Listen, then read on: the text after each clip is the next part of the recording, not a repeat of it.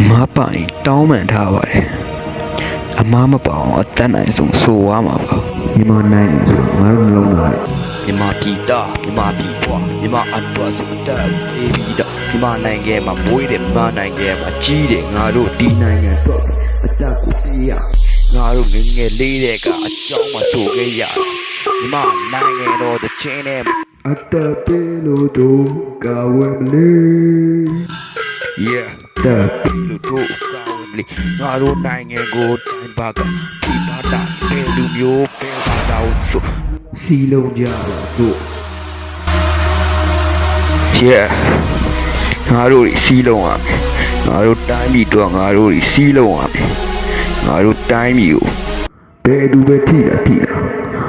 ဘယ်နည်းနဲ့မဆိုငါတို့အားလုံးအတက်ပေးပြီးကာဝယ်ကြမယ်အခုဆိုနေငါဘာကောင်ကြီးမှမဟုတ်ပါဘူးဒါပေမဲ့ငါမတည်သေးတဲ့အကောင်းဆုံးစူးစမ်းတော့မှာပါတိုင်းပြည်အတွက်